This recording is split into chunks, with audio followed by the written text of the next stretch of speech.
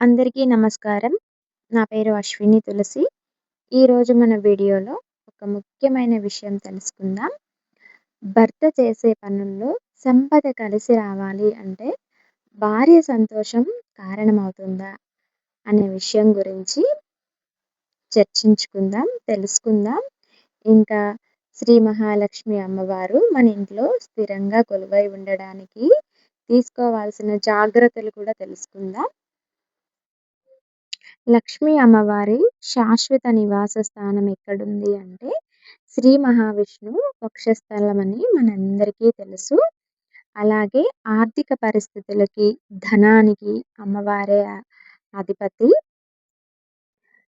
అమ్మవారిని ప్రసన్నం చేసుకోవడానికి మనం తీసుకోవాల్సిన కొన్ని జాగ్రత్తలు చూద్దాం. ముఖ్యమైన ఫస్ట్ పాయింట్ ఏంటంటే, ప్రదోషం తర్వాత రాత్రిపూట డబ్బుని లెక్క పెట్టరాదు. ఇంకా పాత బిల్స్ పర్స్‌లో చిరిగిపోయిన కాగితాలు అట్లాంటివేమీ పర్స్‌లో పెట్టుకోకండి. యజమాని బయటికి వెళ్ళినప్పుడు ఖాళీ చేతులతో ఇంటికి రాకూడదు.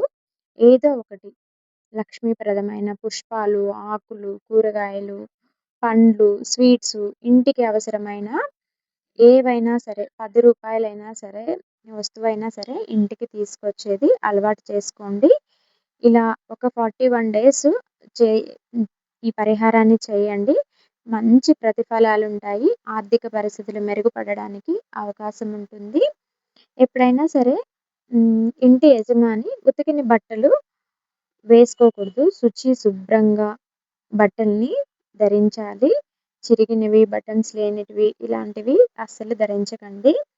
తర్వాత యజమాని చెడు అలవాట్ల వలన దారిద్ర్యం సంభవిస్తుంది. ఈ విషయంలో కూడా జాగ్రత్త పడండి. అలాగే భర్త భార్యని ఇతరుల ముందు అవమానించకూడదు. అలా చేశారంటే మీకు తెలియకుండానే దారిద్ర్యం సంభవిస్తుంది. అది ఎలా అంటే, శ్రీ మహావిష్ణువు అమ్మవారు లక్ష్మీ అమ్మవారు స్వామివారి పాదసేవ చేస్తున్నప్పుడు భృగు మహర్షి వస్తాడు. అక్కడ భృగు మహర్షిని శ్రీ మహావిష్ణువు చూడలేదు స్వామి. చూసి కూడా నన్ను సత్కరించలేదు, నాకు మర్యాదలు చేయలేదు అని భృగు మహర్షి కోపంతో స్వామివారిని కాలితో తన్నారు. స్వామి ప్రేమతో భృగు మహర్షి పాదాలను పట్టుకొని, "నా ఛాతీ గట్టిగా ఉంటుంది స్వామి, మీకు దెబ్బలేమైనా తగిలాయా?" అని ప్రేమగా పలకరించారు. ఈ విషయమంతా చూసిన అమ్మవారు, "నాకింతటి అవమానం జరిగితే మీరు అంత ప్రేమగా భృగు మహర్షిని పలకరిస్తున్నారు. నాకు జరిగిన అవమానం మీకు కనిపించలేదా?" అని కోపంతో అమ్మవారు అలిగి వెళ్ళిపోతుంది. అప్పుడు మొత్తం ముల్లోకాలు అష్టదరిద్రాలతో అలమటిస్తారు. ఇది మన అందరికీ తెలిసిన కథే. అయినా మనం మన ఇంట్లో లక్ష్మిని ఎందుకు అవమానిస్తాము? ఎందుకు నిర్లక్ష్యం చేస్తాము అంటే, దీనికి కూడా ఒక విషయం ఉందండి. మనకు కర్మ అనుభవించాలి, దారిద్ర్యం అనుభవించాలి అని ఉంటే మనం ఇలాంటి తప్పులు చేస్తాము. కాబట్టి ఇలాంటి సంకేతాలు మీకేమైనా కనిపిస్తే జాగ్రత్త పడి ఆ విషయాలు జరగకుండా చూసుకోండి.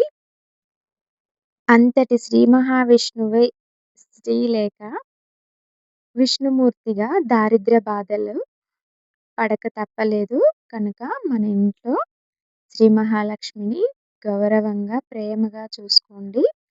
భార్యనే కాదు, కూతుర్ని, తల్లిని, చెల్లిని, అక్కని, పరస్త్రీని, ఎవరైనా సరే స్త్రీ మూర్తిని మహాలక్ష్మి అమ్మవారిలా భావించి గౌరవించండి. ఇక స్త్రీలు తీసుకోవాల్సిన జాగ్రత్తలు, మన కుటుంబ ఆరోగ్యం, ఆయుషు, ఐశ్వర్యం ఆడవాళ్ళ మీదే ఆధారపడి ఉంటుంది కనుక, మన బాధ్యత మనం సక్రమంగా నిర్వర్తిస్తే ఇవన్నీ సాధ్యమవుతాయి. అన్నిటికంటే ముఖ్యంగా బ్రహ్మముహూర్తంలో దీపారాధన చేయడానికి ప్రయత్నించండి. రాత్రి పూట వంటగదిని శుభ్రం చేసుకున్న తర్వాతే పడుకోండి. విప్పిన బట్టలు ఎక్కడంటే అక్కడ వేసేయడం, ఉతికిన బట్టలు మడచకుండా ఎక్కడంటే అక్కడ పెట్టడం అట్లా చేసుకోకండి. ఇన్ ఇంటిని ఎప్పుడూ పరిశుభ్రంగా, మనసును ప్రశాంతంగా ఉంచుకోండి. వంట చేసే సమయంలో ఓం శాంతి అనే మంత్రాన్ని పఠిస్తూ వంట చేయండి. ఇలా చేసిన వంట ఆహారం ఔషధంగా మారి మన ఇంట్లో వాళ్ళందరికీ ఆరోగ్యాన్ని, ప్రశాంతతని ప్రసాదిస్తుంది. ఎప్పుడైనా సరే రాత్రిపూట తినకుండా పడుకోకండి ఆడవాళ్ళు. ఎప్పుడైతే మీరు పస్తులు పడుకుంటారో ఇంట్లో దారిద్ర్యం సంభవిస్తుంది. అతి ముఖ్యమైన విషయం ఏంటి అంటే, మన ఇంట్లో మహాలక్ష్మికి దగ్గర డబ్బులు లేకుండా తనకి సౌభాగ్యకరమైనవి, మంగళప్రదమైనవి కుంకుమ, గాజులు, పూలు ఇలాంటివి ఆడవాళ్ళకి అవసరమైనవి కొనుక్కోవడానికి గూడా వాళ్ళ చేతిలో డబ్బులు లేక వాళ్ళెప్పుడైతే ఇబ్బందులు పడతారో అప్పుడు యజమానికి ఏది కలిసి రాదు. కాబట్టి స్త్రీకి మన ఇంట్లో ఉన్న ఆడవాళ్ళకి అవసరమైనంత మనీ ప్రతి నెల వాళ్ళకి గాజులకి, బొట్టుకి, కుంకుమకు, గుడికి ఇట్లాంటి వాళ్ళ సొంత ఖర్చులకి మినిమమ్ ఇంత అని వాళ్ళకు కొంచెం డబ్బులివ్వండి. వాళ్ళ చేతిలో డబ్బులు లేకపోతే మీరెంత కష్టపడినా ధనం కలిసి రాదు. ఏ ఇంట్లో అయితే దాన ధర్మాలు, ప్రశాంతత ఉంటుందో, శుచి, శుభ్రత ఉంటాయో అక్కడ శ్రీ మహాలక్ష్మి అమ్మవారు స్థిరంగా కొలువై ఉంటారు. ఈ విషయాలన్నిటిని గమనించుకోండి. వీటిల్ని మార్చుకోవడానికి ప్రయత్నించండి. ఖచ్చితంగా ఆ మహాలక్ష్మి అమ్మవారి అనుగ్రహం మనందరి మీద ఉంటుంది. ఇంకా అందరి మీద అమ్మవారి ఆశీస్సులు ఉండాలని మనసారా కోరుకుంటున్నాను. ఈ వీడియో గనుక మీకు నచ్చితే ఛానల్‌ని సబ్స్క్రైబ్ చేసుకోండి. ఇంకా లైక్ చేసి, హైప్ ఇచ్చి, షేర్ చేయండి మీకు తెలిసిన వాళ్ళకి.